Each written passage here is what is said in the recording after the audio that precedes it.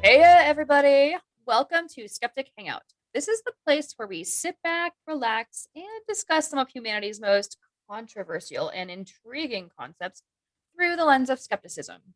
We have with us Richard Gilliver from the Skeptic Takeout, Laura McGee from Unapologetically Me, and Richard Gill from the Yorkshire Atheist. Today, we will be discussing Islam. So grab your English tea or your iced caramel frappuccino, get comfy, and join us as we unpack one of the three great Abrahamic faiths. So, Richards, what have we got going on today? I've not got much going on today. That's the answer to that question.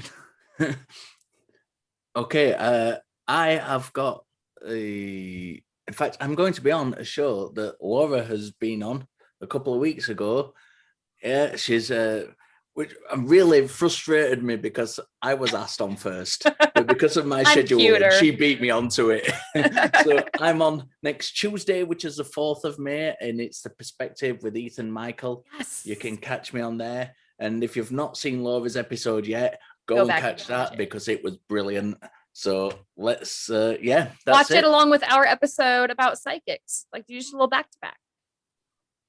And Richard is going to now tell you about our fantastic Facebook discussion group.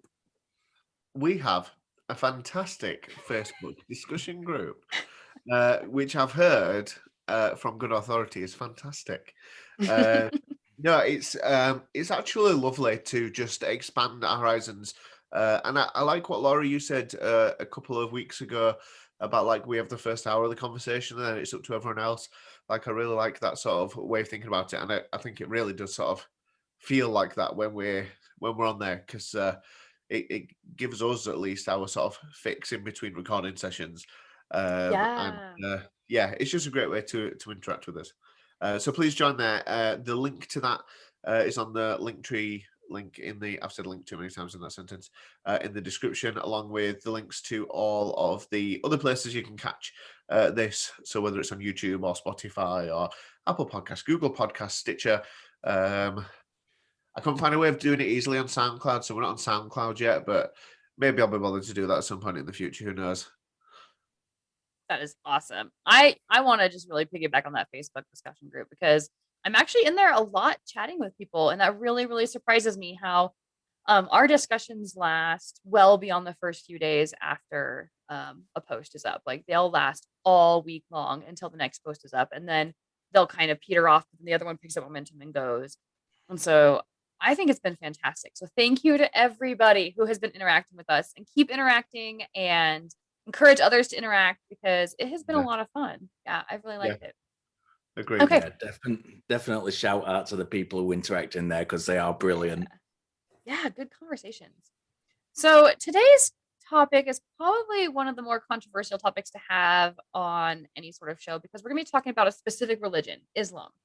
And so I just want to remind people that when we come in and do these shows, we're doing it sort of a roundtable style with absolutely no plan in mind. We don't have any notes, any outlines. It's just here's the topic, go. And it tends to never go in the direction that any of the three of us think it's going to go in. It just kind of takes its own shape. So as we're talking about Islam, we don't have any specific thing we want to talk about.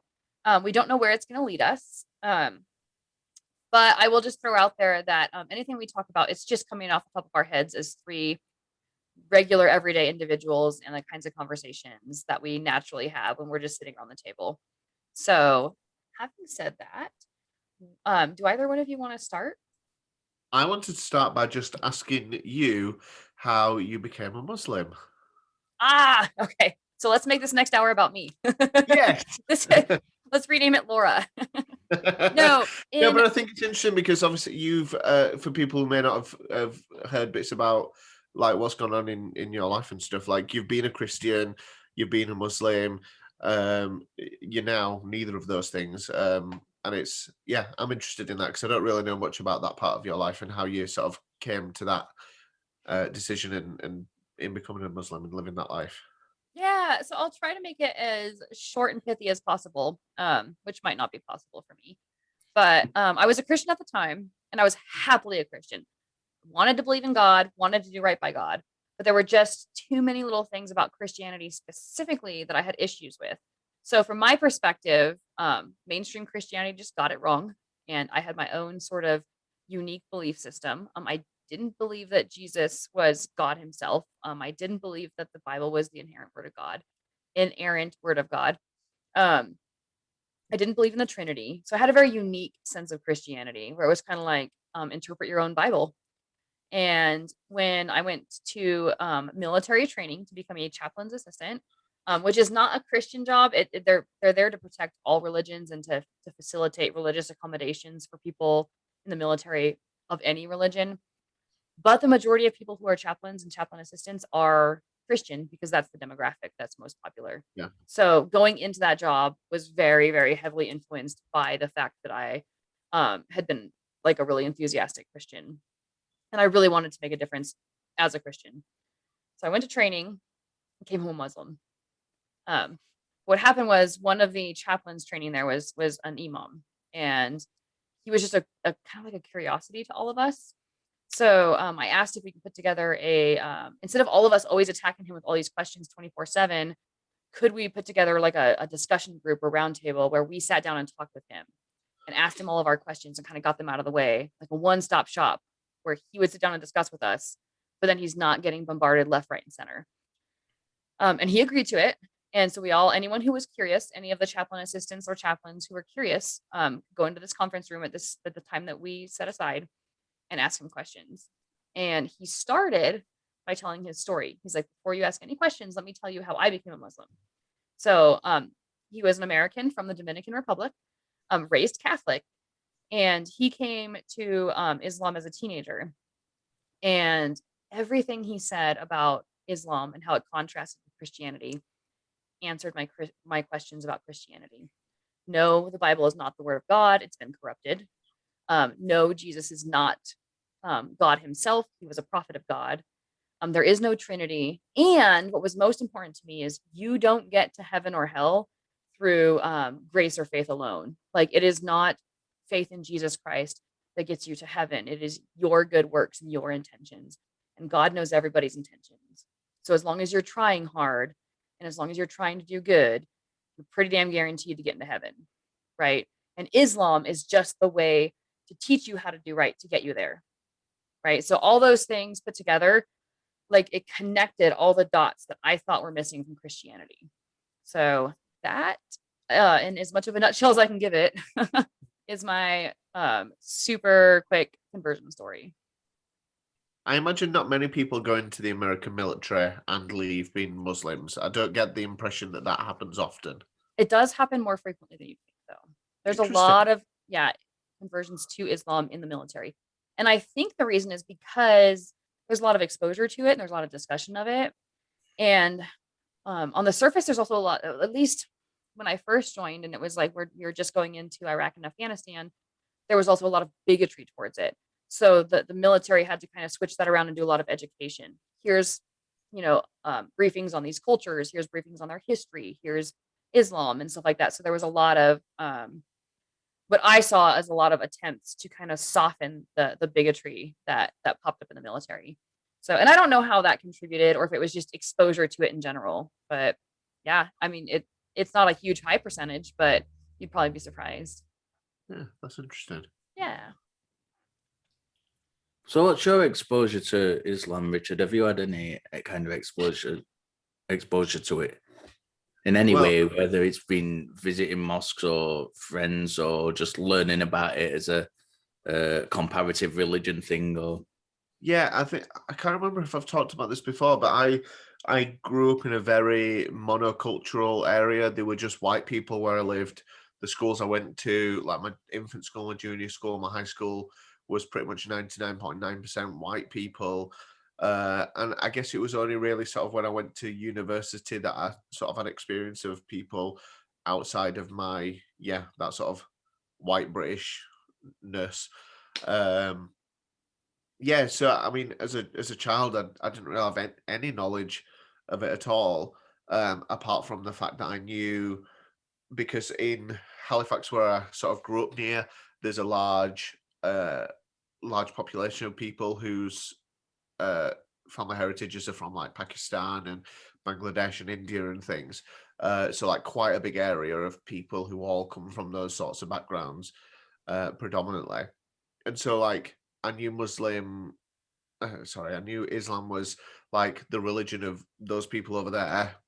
And then I met some Muslims at university and sort of got to know a little bit like that. But it's really since becoming a teacher more that I've had a greater understanding of Islam, because predominantly, I think in the school I teach, it's about 60% or just over 60% of the children come from Muslim households. And that's sort of my main point of reference with all of it, really. Aside from sort of in the media stories about sort of bigotry and Islamophobia and terrorism and all those sorts of things that sort of culturally we associate with Islam, that are separate, I guess, from the sort of religious ideas and claims within Islam, aren't they? Are they? Now that's a question. Yeah. Oh, so yeah, I was like almost waiting for Gilliver to jump in, but I'll jump in on that one. Here's my answer to any sort of like, all Muslims are terrorists or is terrorism like taught in Islam or whatever. I don't care what religion you are, and I don't care what demographic you are or what ideology or what politics you are. There are terrorists and people who go to extremes and people who are dogmatic or fundamentalist. So yeah, Islam's got them. And right now there's a lot of tension between East and West, and it's socio-political more so than religious. But does religion get wrapped up into it? Like, hell yeah, it does. Yeah. So there has to be a distinction between terrorism in general, Muslims who happen to be terrorists, and terrorists who happen to be Muslim, and just understanding that when it really boils down to it, the numbers don't add up for Islam being any more of a terrorist. What is it like? Teaching terrorism more than any other religion. Well, it's like a male mass shooter in a US high school is a terrorist, like he's committing an act of terror, but it's not branded as such in the media. But the bombing in a hotel in Kabul is a terrorist incident because obviously that guy's a Muslim, whereas that guy who did the mass shooting is white, so obviously he's not a terrorist. You know, that's how it's portrayed. Right. Well, and it's interesting that you draw a distinction between Muslim and white versus Muslim and Christian or Muslim and non-religious, right? I was just about to pick up on, because I can think of at least one case where the shootings in America have been motivated by religion, and there have been Christian shooters. Yeah, and there is something to be said about the current terrorism going on, especially going back to say 9/11 and any time between 9/11 and now, where it's really gotten highlighted. Yeah, there's a lot of tension there, and there's a lot of socio-political stuff going on that you really, really, really, really have to study and look into and get into the weeds in order to separate where religion starts and ends and what role it plays. Because if you have a body of people, and it's really difficult. Super complicated. Yeah. You're talking about a body of people that's completely like disillusioned and frightened and pissed off and wants a certain way of life and is taught certain things. And then they all happen to be Muslim. Right. And yes, Islam, because it's the governing religion, it is used as justification. Right. But you had the same thing with Christianity for thousands of years. Right. I think. Go on. Sorry, I was just going to say, and other religions before then, but go on. I think the thing with Islam is as well, which makes it even more difficult, is that it's not just right. So I'm coming from a place where it's not quite as white British as the place you grew up in, but there is still that element of kind of working pitmen, miners, that steel workers, that heritage. Where traditional values, all that lot. And anything from outside that, and a lot of people still do carry that attitude around with them. And there is a lot of intrinsic racism against Muslims and people, and they don't understand. They're not understood. The kind of Tommy Robinson archetype is, I know a lot of people with that attitude. On the other side of that, I have got a lot of Muslim friends and a lot of good relationships with Muslims, and I've been to a lot of mosques during Ramadan and shared the meals and things like that. So I've got a very good relationship. The best man at my wedding was a Muslim. So I've got a very good relationship with people who are Muslims. And that is reflected. I've never seen this in any other religion. That extreme is reflected no matter where you look in Islam. It's reflected academically. It's reflected if you look into the history. It's one side or another. The really, it is very, There's very no middle difficult. ground. Huh? Yeah. It's very difficult to find middle ground. And a few weeks ago, I did a program. One of my shows was about Muhammad, and I did a lot. I mean, I've got a background in research in Islam anyway, so I know quite a bit about it. But I did a lot of extra research for specific things in that, looking at specific aspects, and I was just astounded at the so little amount of it was either pro-Islam, anti-Islam, pro-Islam, anti-Islam, pro-Muhammad, anti-Muhammad. As Even opposed to like just a neutral scholarly source. Yeah, I was gonna say, like, just to clarify to the listeners, like what you're talking about is there's no just historical narrative of, oh, the following things happened from the following people. It's, you know, the evil Muslims went in and did this, or no, as Muslims we are justified and this is what we did. And like there's a lot of the he said she said narratives when you look at. And I just want to pick up on what Richard said as well. I'm not saying that the scholars who research this stuff aren't impartial.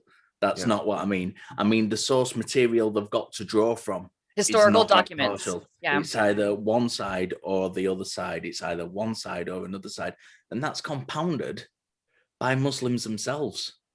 You know, I've been to stuff that like meetings with like kind of at the time, I was probably talking about, I was probably about 30, in my 30s, and I was going with similar aged guys between maybe 25, 35, to these meetings and things where it was very borderline kind of hate speech from an Islamic perspective.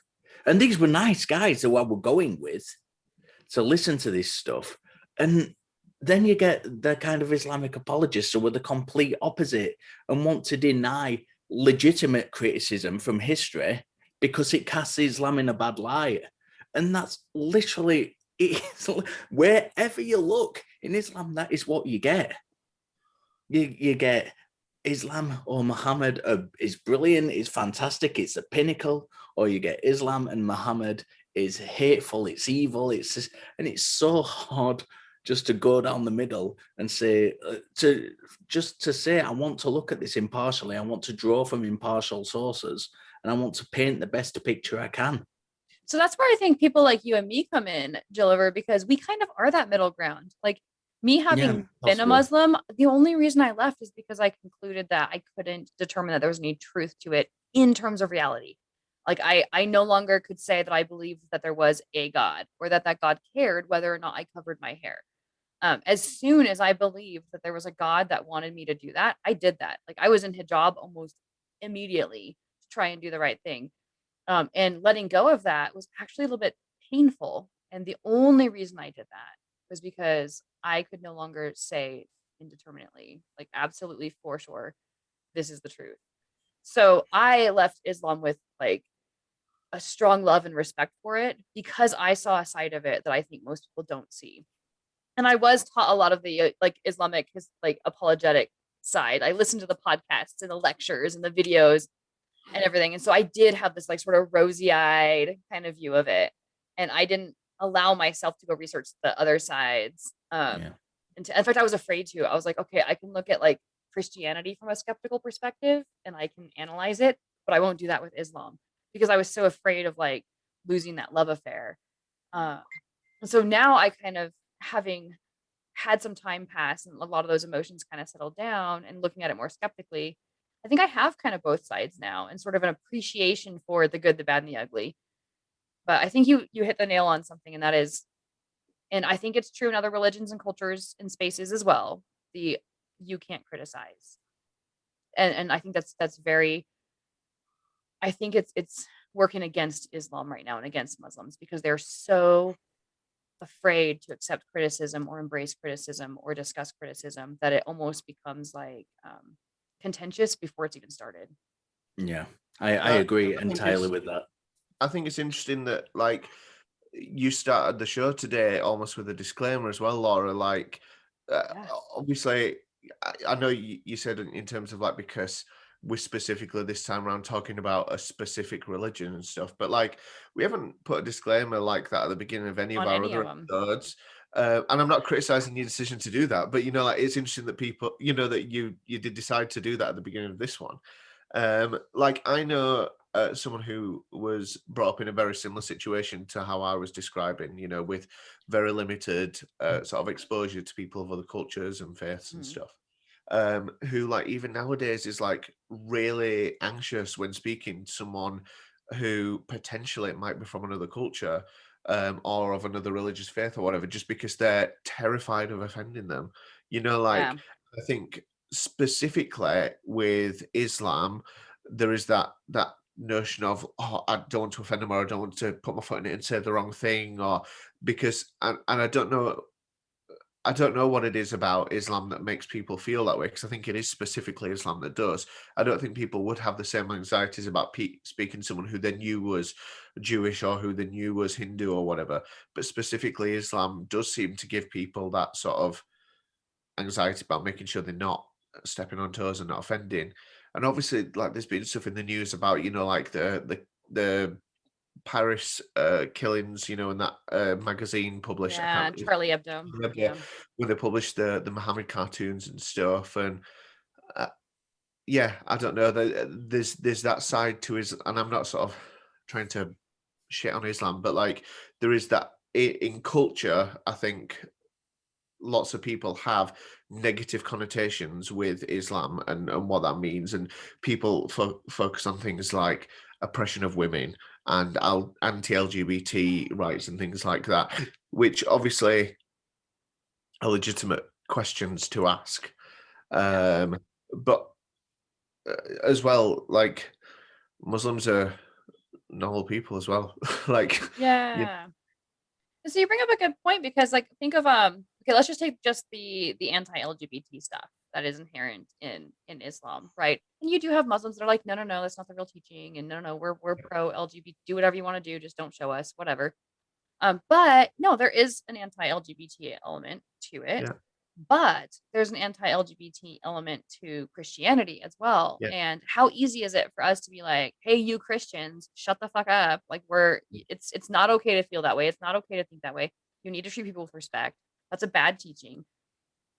But then when a Muslim is saying it, it's like, well, okay, so let's back up. Let's hold on. I respect your cultural beliefs, and it's almost scary to yeah, criticize and to approach it. And I'm saying this as a former Muslim who never felt any pressure beforehand, never felt any pressure while I was a Muslim, never felt any pressure since, and I still have that fear. And that comes from media, and that comes from the news, and that comes from those Muslims that are out there screaming and yelling and making a big deal out of it. Like it's a legitimate fear. yeah.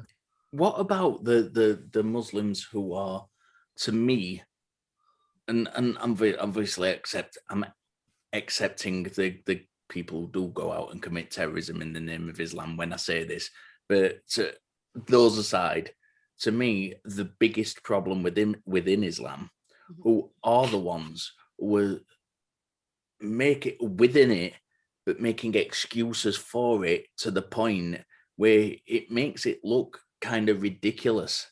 When I was researching my recent show, I came across a news article written by, I'm not sure if she was a Muslim or a Muslim-friendly person, but it was such an apologetic thing. And it was literally like, it was dismissing accepted hadith authors, scholars, who were like the core of the transmission of Islam and what we know about Islam and what we know about Muhammad.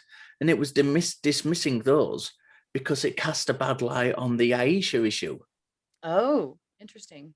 And, because that's a hot button issue. Like we've all pretty much determined you can't. Yeah, and in the news article, it was literally saying, modern day scholarship's casting doubt on this thing, but there wasn't anything.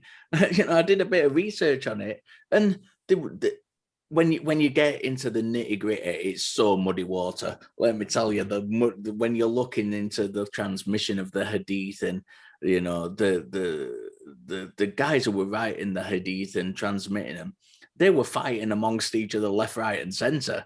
Yeah. So it's muddy water anyway. But to single it out to defend this single issue, you know, why not just accept that happened and say, you know, that happened, it was wrong, but at the end of the day, we're moving forward. This is a religion we've got now. We accept that was wrong. And it's just this insurmountable defense that they feel they need to put up. And I think maybe that informs a lot of the kind of negativity towards Islam, and maybe even amplifies it, that people who don't, maybe have not researched it as much as I have or Laura have, who just coming upon it and seeing that barrier go up, that, you know, that to me, if I didn't have the background I have with it, if I came across that, I would think immediately there's something wrong here. They're putting up those walls because there is something wrong and they know something's wrong. And that would be, yeah. It almost feels like a cover up is what you're saying. Yeah, yeah. Like a painting over. Yeah. And I mean, essentially, that's what it is. Yeah. And kind of redefining history, right? Like you and I, Gilliver, had this conversation privately when we were talking about Islam in the video that you were doing about Aisha specifically, and how it was never contested in the past because it was so commonplace, like not just in Islamic cultures, but in his cultures all over the world. As soon as a girl matured, which could be as young as 9 years old, she was ready to marry and start a family and get pregnant. And it didn't become controversial until later, when the age of consent starts getting older and older and older. And interestingly, if you actually have a look at the criticism of Muhammad from the time, you will not find anything about that being a criticism. Right. The criticism like that detail jumps out at us today. Yeah. Because of its social taboo. Yeah. And she was celebrated in Islamic history. She was considered a great woman. Yeah.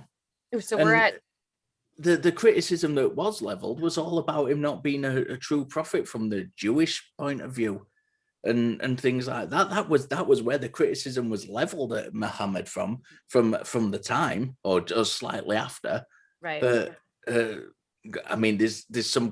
Even I'm not sure about the how many contemporary sources there were from Muhammad's actual life. I think there may be some that were close to it, very close to it, but I've not done enough research into that area to speak on that properly. But yeah, there were certainly no criticisms about the age of Aisha from the time, or even close to the time.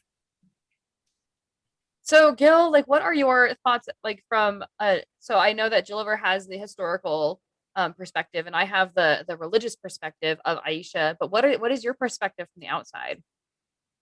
Yeah, I mean, I guess sort of touching on things that I've spoken about. I mean, my sort of experiences have been really varied. Like I said, in terms of, like, I have a general sense of, like, what people think misogynistically or discriminatorily. That's not a word. Like how people discriminate against Muslims and things like that, which I think is completely wrong. But obviously it's been a steep learning curve for me, like I say, from sort of my childhood to now. And like, I think, jumping back to something that Gilliver said earlier on, there seems to be, or I get the feeling that there seems to be sort of a very absolute sort of thought behind lots of the ideas, you know, like you were saying, Gilliver, about, you know, like when, hang on, I'm muddling my words, I just need to get my brain in gear. What was I thinking? Where's your coffee? What did you say before, Gilliver, about, like, what were you saying? Bloody hell. You're talking about, like, the cultural context of Aisha, or? No, it was something you said ages ago. I think it was, you were talking about, like, apologetics and, like, the defenses that people have and stuff. And I think, like, you might ask someone, or what's your percentage of confidence in like the Christian God, and they might say 95%, whereas I feel like by default Muslims always are 100%, and there's no other answer, no other right answer. And I get the impression as well that like lots of Muslims are incredibly strong and passionate and outspoken about their religious faith, whereas you might walk, or you might even know someone really well and not necessarily know that they're a Christian because it doesn't come into conversation or it doesn't become apparent to you. Whereas Muslims do tend to be a lot, bolder and prouder of their religious faith and heritage and stuff. But again, I don't know if I had a cohesive point. But yeah, my experience has been, much more of an outsider. It's not really a religion that I've had loads to do with. But yeah, just generally those sorts of negative portrayals in the media and stuff like that. It's hard because the ideas within the religion, in terms of like the ideas in the Quran and the things that the Quran teaches about God, and the way people tend to live their lives as Muslims, is also added on to lots of cultural stuff as well. So like there are people who say, oh well, wearing head coverings if you're a woman is just a cultural thing, it's not part of the religion, because people just misinterpret the Quran, say this or misinterpret that, or and I think lots of people in the West particularly see Islam as sort of alien and separate from what they know, because it's got often a lot of cultural baggage with it as well from places far away. And I don't know if that sort of rings true for I think a legitimate there was something I wanted to say regarding what he'd said, but I'll touch on this and then I'll go back to what I was going to say. The regarding, I got the impression then, and I don't know whether you meant it like this, that when you were talking about Muslims like being 100%, it was kind of really hard and try really hard and push and push and push. But that doesn't come across when you talk to Muslims and you meet Muslims. And in a social context, it never has for me anyway. I don't know what Laura thinks, but they're always really pleasant. No, that's that's not what I was meaning in terms of, not like they're just harsh and push it in your face or anything. Like certainly that's not what I was meaning, but more as in like, I don't know, Muslims seem very sure of the truth of, often seem very sure of the truth of their religion. And sorry, that's my misinterpretation. No, that's probably I'd probably just miscommunicated, but yeah, that's sort of where I was meaning. Can I interject on that one really quick? Yeah. So I both agree and disagree with you on that one. So I agree that especially in the media and those Muslims that are activists, there is a strong push for those for like a really sure and strong belief system. And I do think that it's culturally reinforced, but I also see it in Christianity and I see it in Hinduism and Buddhism when it's cultural. And I think it's a little bit twisty or fuzzy with Christianity in say the UK or America, because it's sort of cultural but sort of not, right? We do have a lot of exposure to other ideas that cultural Muslims and some really like insulated cultural Christians, like say African Christians, don't get that same exposure to different beliefs. So in that respect, there is sort of a more hard set belief system. But where I think Christianity being sort of the accepted default, and where it's just not unusual, opposed to but I think that also I kind of liken what Muslims, especially in the West, are going through. I don't want to miscompare it, so I want to be really careful with my words here. But when you have activism such as Black Lives Matter or LGBTQ activism, they're getting out there and getting the word out and getting in people's faces because they need their rights to be acknowledged. And when you talk about how harshly the West has treated Muslims in general because of the ties to terrorism, Muslims really feel like they need to defend their faith that much more ardently, and they have to be that much more sure when they're talking to people, just like a gay person going into sort of an anti-gay situation, or having to constantly defend themselves or be activists. Because, and I'm not comparing the two, I know that civil rights wise, Muslims already have their rights, and I know that I'm sorry, go ahead. No, I'm just saying I think that's a really fair comparison. That's all I was saying. I was just I think that's a fair comparison.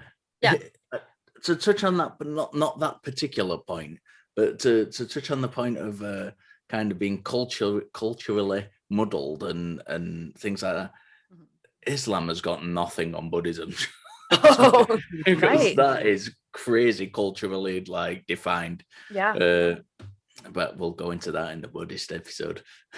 But that is a good segue because it shows you, like, we tend to make things like Christian problem or Muslim problem or Hindu problem. And when you really, really, really start breaking it down, it actually becomes a cultural problem. Like, especially when Yeah. you're talking about the covering of the hair. The Quran only tells Muhammad's wives to cover. And the reason it tells Muhammad's wives to cover is to separate them in a crowd from other Muslim women, right? Because it was like, okay, these women are set aside. They're Muhammad's. Like, they don't touch them, don't talk to them, don't bother them, don't harass them. And so there is a lot of debate and question there. So yeah, you do start getting a lot of the mix between the cultural and the actual religious, and sometimes it's absolutely impossible to tell which is which or where one starts and the other ends. So talking about segues, you've done it perfectly there. There's so much I want to talk about in this episode, and we're not going to get to it all. There's We'll do a Muslim absolutely 2.0 or Islam 2.0. One of the things I was going to talk about, which you've just quite by accident segues into, was we have this idea. I think a lot of people have this idea that Islam is informed by the Quran and only the Quran. If you're coming from the West, and there's so much extra Quranic literature which informs what Islam is, even to the point where most, I would say, of the Sharia law, which it varies from country to country and different things, and that's a completely different issue which we definitely don't have time for, but most of what the Sharia law is in general is informed by the hadith and the sunnah, and it's not informed by the Quran at all. And in some cases, in some places, it actually contradicts what the Quran says. And again, that's another huge problem for Islamic apologists, and who try to twist all sorts of excuses to it, like get out of that. But the thing is, a lot of the time they come in, if you're speaking to, or if I'm speaking to them, they think you're just some kind of. They have this idea. A lot of Muslims have this idea that all white people are Christian. And that's culturally taught too. That comes from somewhere, right? Like, people are taught these different things growing up, and then they take for granted. And what you were saying with how a lot of Muslim teachings come from the hadith and the sunnah, that's true. But then there's also a lot of teachings that come from cultural traditions that have nothing to do with either. So like, I met Muslims from Morocco that have different beliefs about spiritual ancestral ghosts in their house and how to handle the ghosts in their house. And they would burn certain things and cook certain foods because either the smells would be pleasing to the ghosts or it would scare away the ghosts, depending on what they wanted. And that has nothing to do with any of the teachings in Islam. But that can bring people together as well, because I mean, when I'm as you two know, not all of the listeners may know, that I'm actually doing a university course on religion, philosophy and ethics, and we did a segment about the Virgin Mary. And obviously in Islam as well as in Christianity, she's a really revered figure. And some of the research we were doing for that, and it's where it's in Egypt, where there was a sighting of an alleged sighting of a Virgin Mary on a Christian church, and both Muslims and Christians went there to worship and revere the Virgin Mary. It wasn't just a Christian thing; the whole community came together there, and it is just like we have this idea in the West that and it is, and I'm not trying to pretend it isn't, that Coptic Christianity is kind of attacked and looked down upon by Muslims in Egypt and stuff, and there is a huge aspect of that, and there are a lot of human rights issues surrounding that. But in everyday kind of living, they are one community who come together and believe a lot of the same things, and a lot of it is cultural, as Laura was saying. Yeah, I think what you were saying in terms of in fact, what both of you were saying in terms of those other cultural aspects that feed into it, a similar parallel possibly might be, like which aspects of pagan cultures in like the West, have sort of merged into Christianity, and where is the Yep. boundary between those things? Yep. Obviously, we were talking about Easter a couple of weeks ago and stuff. Mhm. And yeah, it's a similar sort of thing. And I think there's so much crossover between culture and traditions and religions and how they all feed into everything. Like people in the UK who celebrate traditionally Christian holidays, even though they've never been inside a church in their life or whatever. It's all a big sort of blurry area. And I think even people who are within those cultures and religions, might not necessarily know the distinction or where that line is. Yeah, and going back to something that was said earlier, um it was okay, so Joliver was saying that like the Christians and the Muslims believe a lot of the same thing. It's interesting, and I don't think a lot of people outside of Islam know about this, or at least in including academics who study it. Um, they revere so much about Christian lore and they teach so much about it, but they put different spins on each of the people. So Mary, who's Miriam, who's like that's the name for her in Arabic, Miriam, is really highly revered as one of the great women. And that is something that I think a lot of people outside of Islam don't understand is the reverence and the respect that they have both for Jesus and for Mary. And that story in general. They think the whole story has been like twisted and morphed and bastardized and it's wrong, right? Especially in terms of God making Mary pregnant, right? Like they're like, no, God, like the whole ties to God and sex is very, very touchy in Islam. But the It respect should be they more have for her touching Christianity. should be. Should be. They seem to have no problem with it. No problem. I don't know.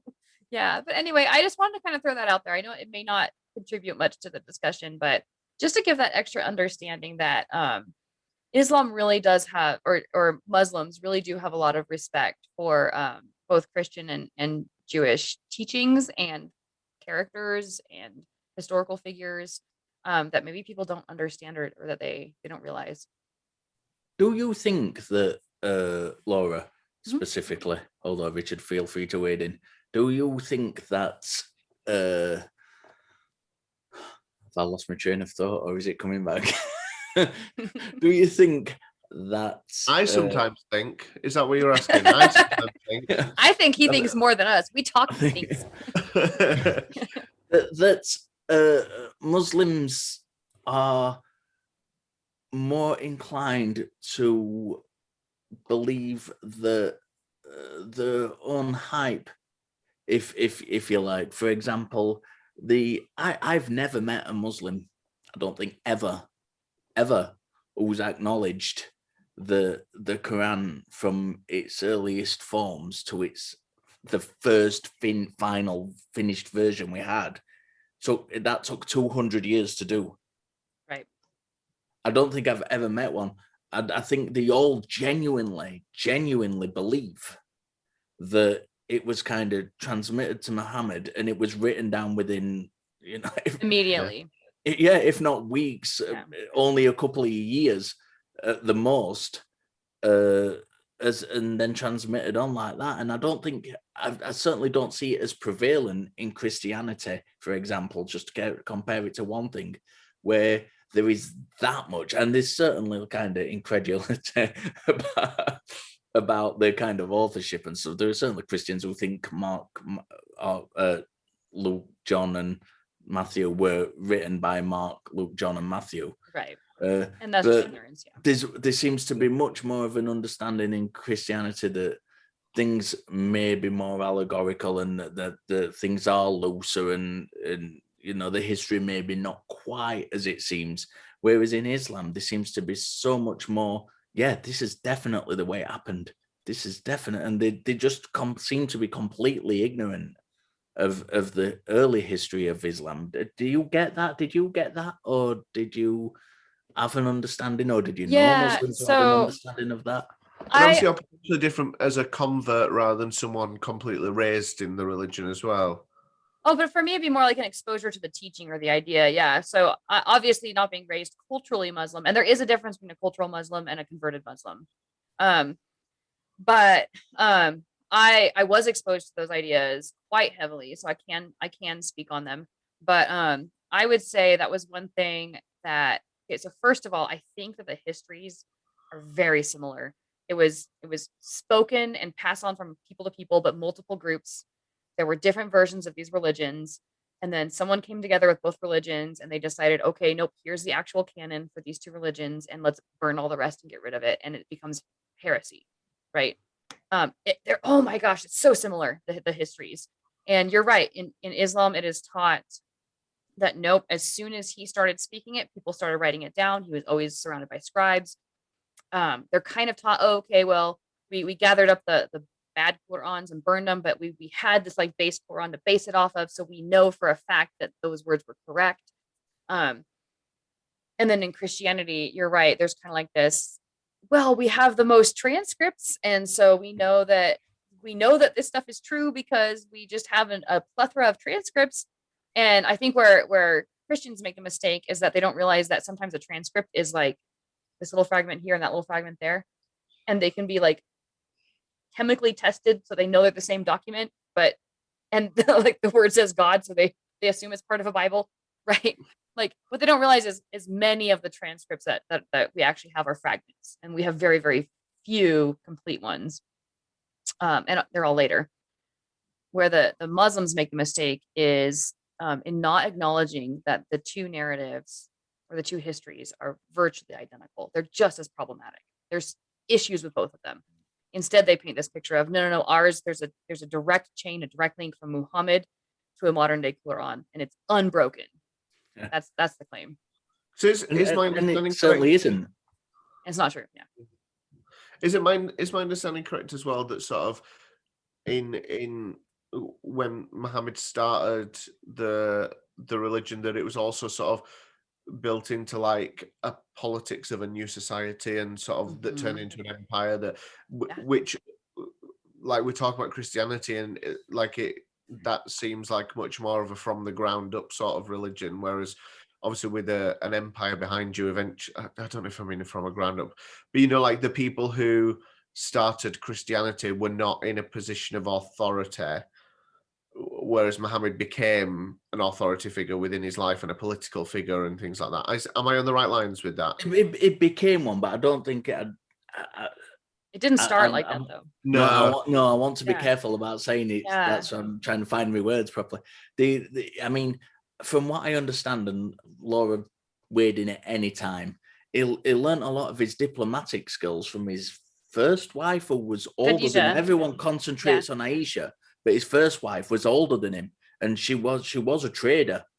And he traveled with her. Yeah, so and there's a common Muslim like teaching that he didn't have any exposure to any other religion like Judaism or Christianity beforehand, and that the revelations he got from God were pure. But they can show, like, even just within the Quran and within the Hadiths, he was traveling with Khadijah like way before he became a Christian, or I mean a Muslim, way before he started receiving prophecies.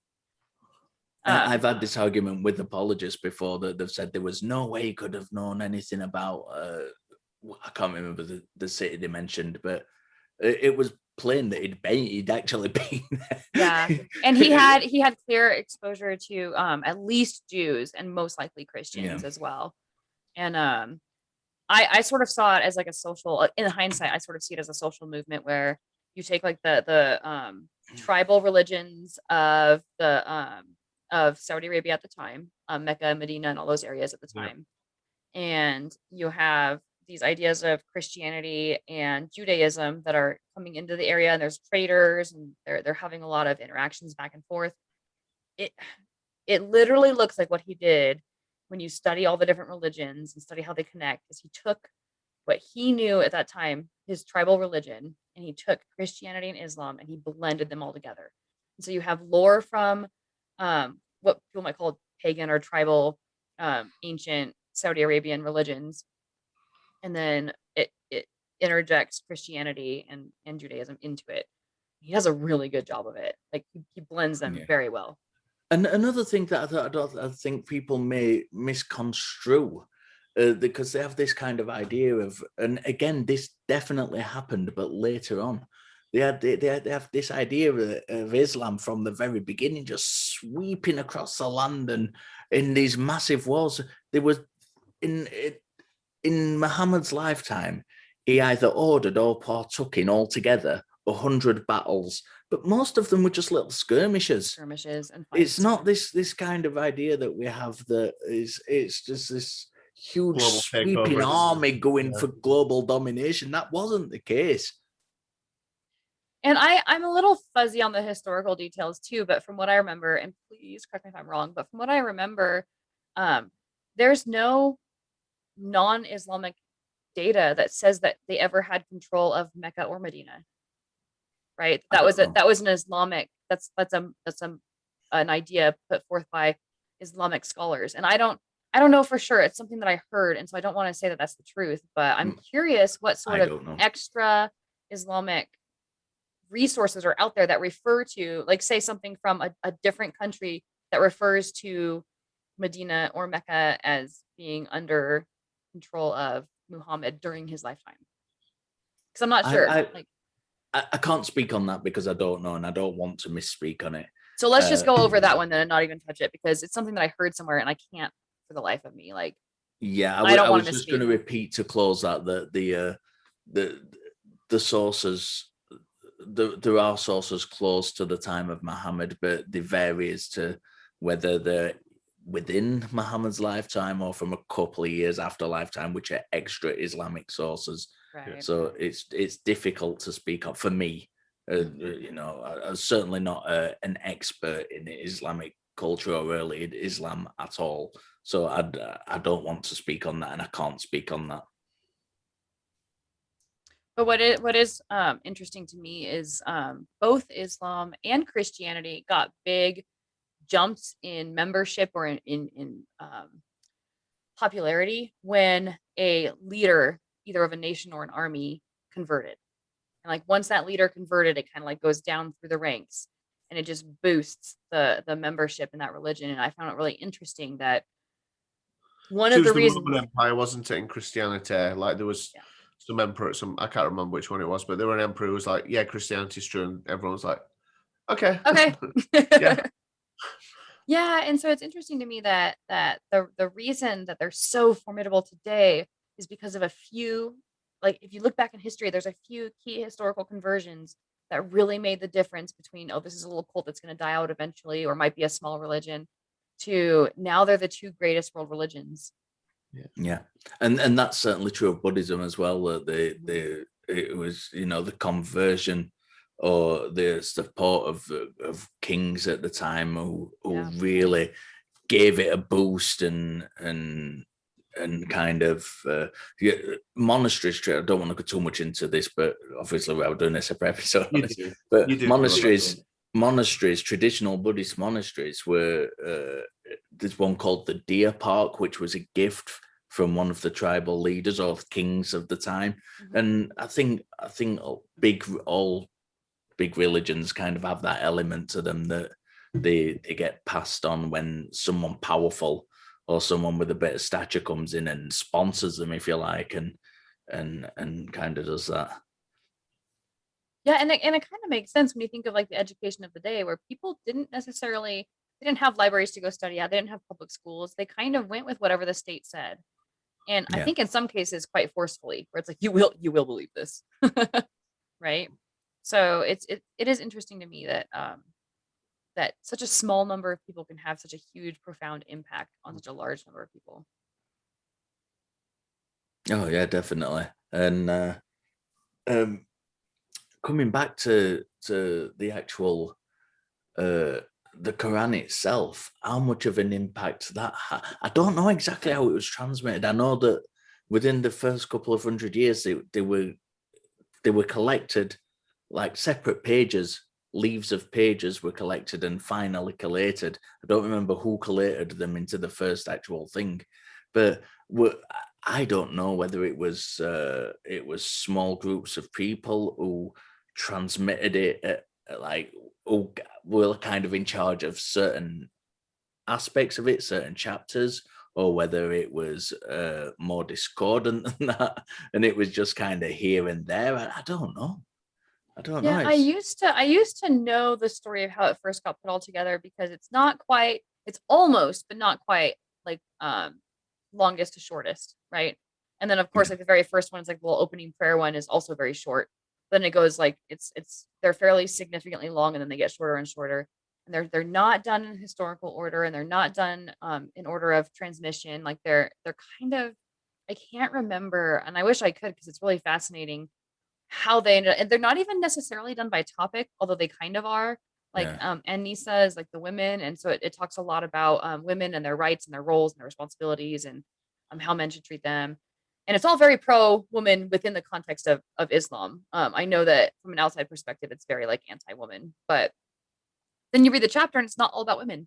It's a lot about law and legislation and inheritance laws and dietary laws. So it's very confusing to read the Quran, and it's very confusing specifically to read it without any other historical Certainly context. don't try and read it as a Western book from beginning. No, because the problem is you're not going to know what's going on. Like there'll be an ayat here that says like this thing about this battle, and then 2 chapters over there's another ayat about that same battle, and there's no tie to them whatsoever.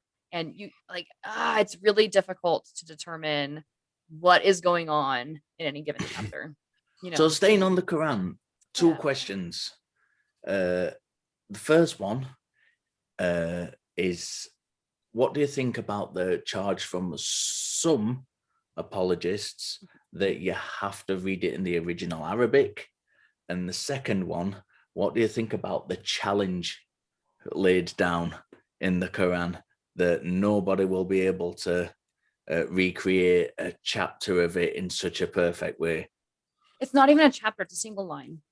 And is it a single line? I thought it was a chapter. Yeah. No one can bring a line like it, or like it was a high claim to make. Yeah, see, so this is claim, interesting. Sorry, I just want to interrupt now you before you answer that, because I've literally just been watching, and this is where my confusion may have come from.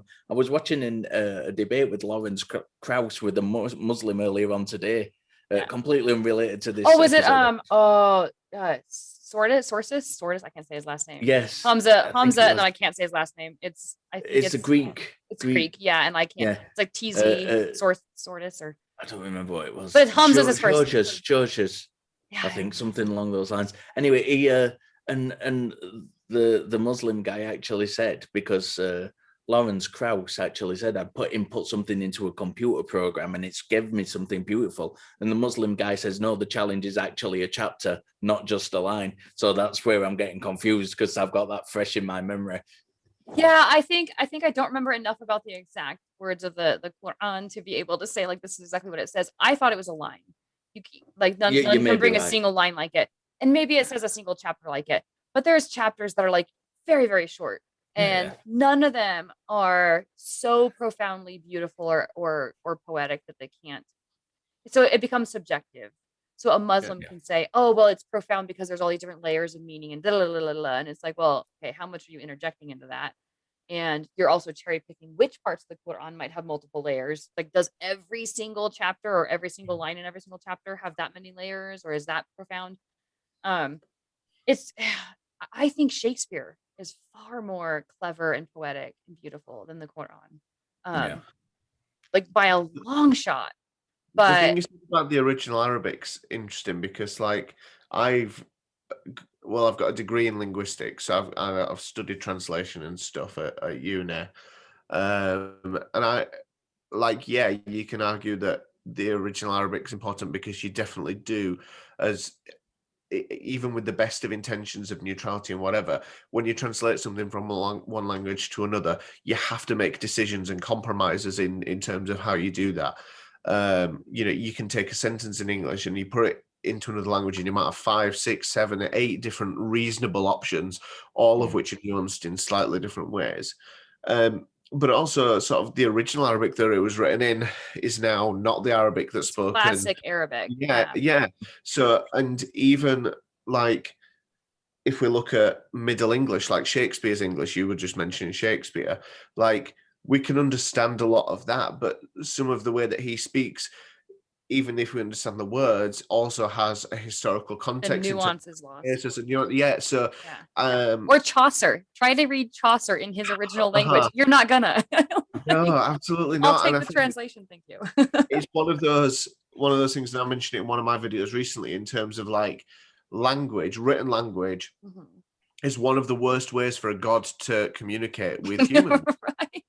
Because that God would therefore know that Arabic would change and that people would speak other languages and that the message would need to be given to other people. It's like, for me to read the original Arabic, yeah, I might be able to recite the entire Quran in classical Arabic, but that doesn't mean I understand it. And I think it's even worse. Must translate it into English. I must. I think it's even worse than that as well. Sorry for interrupting you, by the way. No.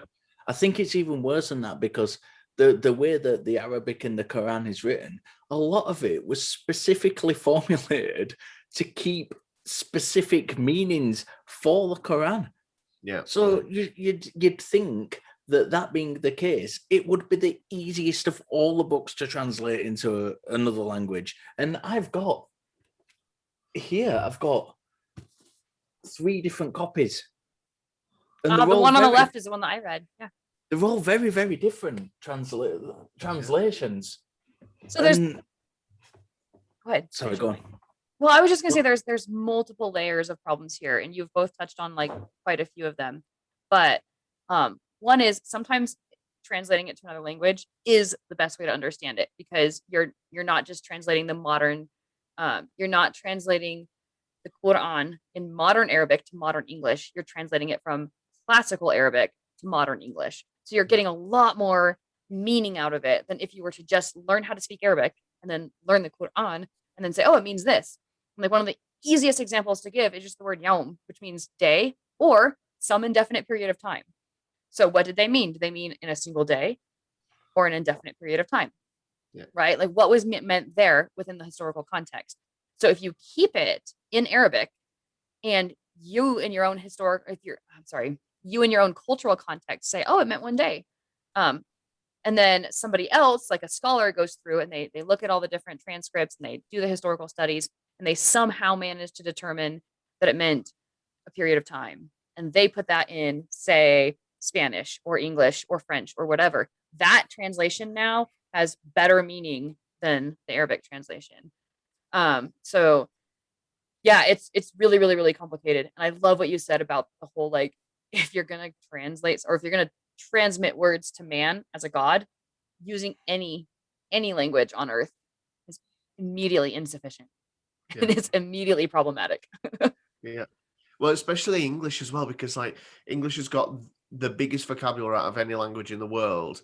And so like for one word in another language, there might be 3 reasonable options to choose from. And like I said, everything has nuances and meaning and stuff like that. So I could talk about that all day, but that's a separate topic too. So we're at about. I was just going to take your line. I was literally no, just you take about it. to say. I'll cut all this out, but go ahead and take it. we literally could talk about this forever in a day. I mean, sorry, Richard, that me and Laura have kind of railroaded you. No, it's one of those where I have an expertise. I don't have an expertise, and I enjoy listening to you two talking about stuff that you know more about than I do. So. But I think what Gil brought to the table today was even more like poignant than some of the stuff that we brought to the table. I agree, because it's an outside perspective. He just nailed it. Yeah. We are, however, unfortunately out of time. We can't continue to talk about it. So what are the final thoughts on Islam? Mine really quickly are just, if you're interested in it or if it scares you, just study it. Study it from as many different perspectives as you freaking want. Study it from the Christian, it's all about terrorists perspective. Study it from the Western academic perspective. Study it from the Eastern or the Islamic academic perspective. Go talk to Muslims. Right now, and it will be just coming to the end of it when this episode comes out. We're going through Ramadan right now. So go look into some local mosques or see if you can participate in a dinner or a meal and just share conversation. Be freaking respectful and come in wanting to learn and to talk and not to challenge. So I'm not inviting people to go to mosques and make a ruckus. But if you want to learn more about the culture and if you respect different perspectives. Go participate in one of their Eids, one of their celebrations. That's all I have. Richard? Yeah, I just think it is a fascinating topic because there's so much history to do with it. And we've not even got into the whole thing like you were saying about it being, Laura, an Abrahamic religion and the crossover and the people who argue that it's the same God just viewed through a different lens and all that sort of discussion and stuff. But yeah, I think I abhor the discrimination towards Muslims because of things that people have done, which are horrendous acts of terrorism and whatever else, because those people are not responsible for it. And I would love to see a world in which people are just treated fairly, and that the ideas that someone holds, if it's not affecting anyone else, shouldn't impact the way that you treat them in a negative way. Yeah. And to follow on from that, my final thought is that there is legitimate criticism to be had against Islam, and there is nothing wrong with legitimately criticizing it. Yeah. Or any belief for that matter. Yeah, definitely. Do it respectfully. Do it in a way in which you're engaging with people and educating people, not accusing people.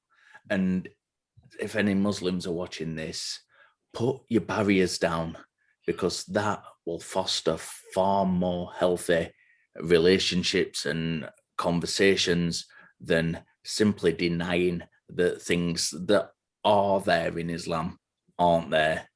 It's not healthy. It's not good for anybody doing that.